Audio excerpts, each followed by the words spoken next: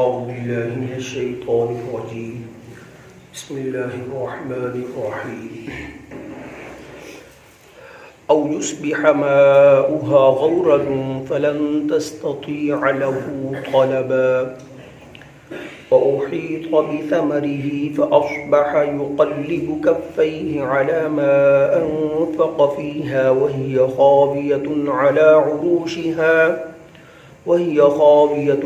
عروشها ويقول يا ليتني لم أشرك بربي أحدا ولم تكن له فئة ينصرونه من دون الله وما كان منتصرا هنالك الولاية لله الحق هو خير ثوابا وخير عقبا صدق الله العظيم.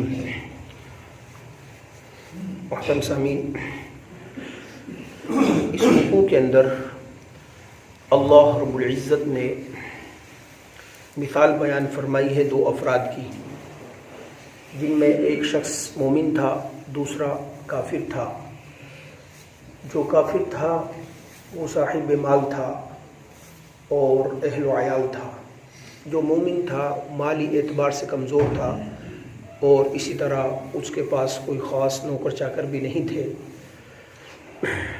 اب یہ مومن دوست اپنے کافر بھائی سے سمجھانے لگا کہ آپ کے پاس جو اللہ رب العزت نے جو دو باغ عطا کر رکھے ہیں، آپ جو اس میں تکبرانہ انداز میں داخل ہوئے ہو، یہ آپ کے لیے اچھی نہیں، مناسب بات نہیں۔ ہونا تو یہ چاہیے تھا کہ جس وقت آپ باغ کے اندر داخل ہوتے تو داخل ہوتے وقت کہتے ما شاء اللہ لا قوت الا باللہ، ما شاء اللہ جو اللہ چاہے، لا قوت الا باللہ نہیں ہے طاقت سوائے اللہ رب العزت کے۔ مفہوم اس کا یہ ہوگا جو ہم پڑھتے ہیں لا حول ولا قوت الا باللہ، کہ کسی کے اندر کوئی طاقت نہیں نیکی کی مگر اللہ کی توفیق سے، کسی کے اندر کوئی طاقت نہیں گناہ سے بچنے کی مگر اللہ کی توفیق سے۔ تو اس مومن ساتھی نے مشرک سے کہا، بھائی نے کہا کہ ممکن ہے کہ تمہارا یہ باغ فنا ہو جائے، اور اس کی مختلف صورتیں ہیں کہ اللہ رب العزت آسمان سے بجلی، ہوا وغیرہ دیگر کے ذریعے سے، وہ کہنے لگا یہ نہیں ہو سکتا، یہ ہمیشہ رہے گا۔ اور اس نے یہ بھی بات کہی کہ قیامت برپا نہیں ہوگی۔ تو اب جس چیز کا اس نے انکار کیا تھا وہ تمام چیز ہو گئی کہ اللہ رب العزت نے اس کے اوپر آسمان سے جو ہے نا آفت نازل فرمائی، اور وہ فَتُصْبِحَ صَعِيدًا زَلَقًا، اس طرح ہو گیا وہ باغ جس طرح چٹیل میدان ہوتے ہیں۔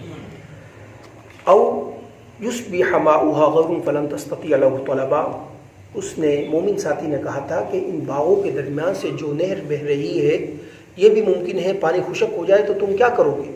پانی نہیں رہا تو باغ بھی ختم ہو جائے گا، اتنا نیچے چلا جائے گا پانی کہ تم قادر ہی نہیں ہوگے دیگر ذرائع اور مشینیں استعمال کرنے کے ساتھ ساتھ بھی۔ لیکن وہ نہ مانا، وہ کفر پر شرک پر ڈٹا رہا۔ وَأُحِيطَ بِثَمَرِهِ، جس وقت صبح ہوئی تو احیط بثمرہ، اس کے تمام پھل جو تھے نا درخت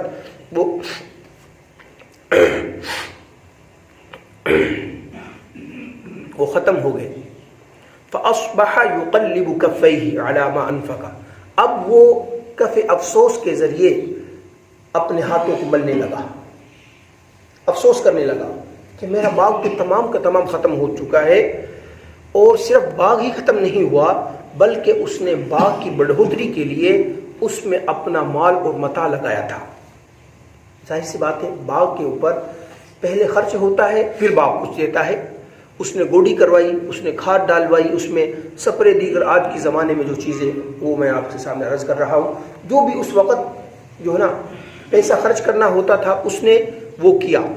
تو اب وہ کف افسوس مننے لگا، کہنے لگا کہ میرا باغ بھی گیا ہے اور علی ما انفق فیہا وہی خاویۃ علی عروشہا، اور وہ چیز بھی گئی جو میں نے اس کے اوپر اپنا پیسہ لگایا ہے وہ بھی ختم ہو گیا۔ وَيَقُولُ يَا لَيْتَنِي لَمْ أُشْرِكْ بِرَبِّي أَحَدًا، پہلے کہا تھا نا موحد ساتھی نے مشرک سے کہ اللہ کی ذات کے ساتھ کسی کو شریک نہیں ٹھہراتی، اب یہ کہنے لگا کاش کہ میں اللہ کی ذات کے ساتھ کسی کو شریک نہ ٹھہراتا. ولم ویقول، کہنے لگا یا لیتنی کاش لم اشرک بربی احدا، کہ میں اللہ کی ذات کے ساتھ کسی کو شریک نہ ٹھہراتا. اسی طرح کا واقعہ سورۃ القلم کے اندر بھی ہے. وہاں پر 3 یا 4 بھائی تھے، ان کا واقعہ بیان ہوا ہے کہ ان کے بھی باغات تھے. اب جس وقت باغات میں پھل کاٹے جاتے ہیں، یا اسی طرح جو ساتھی زراعت سے وابستہ ہیں وہ بہتر جانتے ہیں، جس وقت راس اٹھایا جاتا ہے یعنی گندم یا چاول یا دیگر اجناس اٹھائے جاتے ہیں، اس وقت فقراء مساکین بھی آ جاتے ہیں. تو عموماً جو زمیندار حضرات ہوتے ہیں خالی ہاتھ نہیں بھیجتے، ان کو کچھ نہ کچھ ان کو دے دیتے ہیں. چلو اللہ پاک نے ہمیں دیا ہے، ہم اللہ کے دیے ہوئے مال سے ان کو بھی دے دیتے ہیں. تو اسی طرح وہ 4 جو بھائی تھے ان کا باغ تھا، تو اب جس وقت پھل کٹنے کا وقت آتا تو غربا بھی آ جاتے، بھائی ہمیں بھی دے دو کچھ. وہ ان سے بڑے پریشان ہوئے کہ یہ غربا اور فقراء ہمارے پاس آ جاتے ہیں، ہمیں تنگ کرتے ہیں، ہم کیوں نہ اس طرح کریں کہ صبح یعنی اندھیرے کے اندر ہم آئیں اور پھل توڑ کر چلے جائیں. ان سے بھی بچے رہیں گے، انکار بھی نہیں ہوگا، اور کیا کہتے ہیں پریشانی بھی نہیں ہوگی، دینا بھی نہیں پڑے گا، دونوں کام ہو جائیں گے. لیکن جس وقت وہ صبح گئے نا اپنے باغ میں، تو باغ بالکل ختم ہو چکا تھا. جس طرح اس کے ساتھ ہوا نا کہ وہی خاویۃ علی عروشها، کہ وہ جس وقت صبح وہاں پر گئے نا، عموماً آپ جانتے ہیں کہ جو انگور کی بیلیں ہوتی ہیں ان کو چھپر جو بنائے جاتے ہیں، فریم آج کی زبان میں کہہ لیں، لکڑی کے فریم ہو یا آج جدید زمانہ آ گیا ہے لوہے کے فریم بناتے ہیں. اس طرح بنا کر دونوں طرف سے بیلیں لگائی جاتی ہیں، پھر وہ بیلیں اوپر چڑھتی ہیں اور ان سے گچھے، انگور کے جو گچھے ہوتے ہیں وہ لٹکتے ہیں، اس سے زیادہ پھل حاصل ہوتا ہے. اگر وہ جو ہے نا زمین پر ہی بیلیں رہیں تو پھر پھل نہیں ملتا. تو اللہ پاک ارشاد فرماتے ہیں وہی خاویۃ علی عروشها، یعنی جو اس نے خرچ کیا تھا نا، وہ جو فریم بنایا تھا وہ بھی گر پڑے اور سب کچھ نیچے گر پڑا. وَيَقُولُ يَا لَيْتَنِي، اس وقت یہ کہنے لگا کہ ہائے افسوس، کاش کہ میں اللہ رب العزت کی ذات کے ساتھ کسی کو شریک نہ ٹھہراتا. وَلَمْ تَكُنْ لَهُ فِئَةٌ يَنْصُرُونَهُ، اب یہ مشرک کے لیے کوئی ایسی دوست بھی نہیں تھا، جتھا بھی نہیں تھا جو کہ اس کی مدد کرتا. وَلَمْ تَكُنْ لَهُ فِئَةٌ يَنْصُرُونَهُ مِنْ دُونِ اللَّهِ وَمَا كَانَ مُنْتَصِرًا، اور کوئی اس کے پاس گروہ نہیں تھا، جتھا نہیں تھا جو اللہ رب العزت کے علاوہ اس کی مدد کرتا. وَمَا كَانَ مُنْتَصِرًا، نہ اس کے پاس اتنی طاقت تھی کہ یہ اللہ رب العزت سے بدلہ لے سکتا، انتقام لے سکتا. کسی کیا مجال کہ اللہ رب العزت کے سامنے کوئی اف بھی کر سکے. هُنَالِكَ الْوَلَایَةُ لِلَّهِ الْحَقُّ، یہاں پر اللہ رب العزت نے ارشاد فرمایا ہے کہ تمام کے تمام اختیارات اللہ رب العزت کے لیے ہیں. کل کے کل اختیارات اس روئے زمین پر اللہ رب العزت کے لیے ہیں. دیکھیں آپ کو اس بات کو سمجھنے کے لیے نا 3 آیاتوں کو ذہن میں رکھنا ہوگا. پہلی آیت سورہ اعراف کی 188 نمبر، دوسری آیت سورہ یونس کی 49 نمبر، تیسری آیت سورۃ الجن کی آیت نمبر 21. یہ ان آیتوں کو ذہن کے اندر رکھنا ہوگا.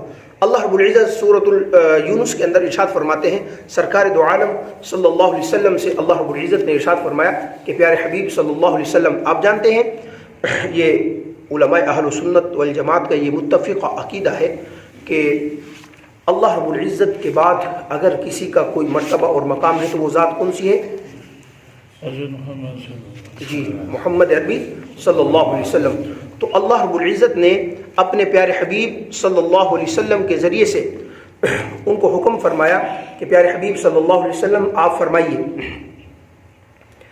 قُلْ لَا أَمْلِكُ لِنَفْسِي ضَرًّا وَلَا نَفْعًا إِلَّا مَا شَاءَ اللَّهُ، قل فرما دیجئے لا املک لنفسی، میں نہیں ہوں مالک اپنی نفس کے لیے، ضرًا ولا نفعا، کسی نفع اور کسی نقصان کا، اپنی ذات کا بھی مالک، اپنی ذات کے لیے بھی نفع نقصان کا مالک نہیں ہوں، الا ما شاء اللہ، مگر جو اللہ چاہتا ہے. یہ سورۃ یونس آیت نمبر 49.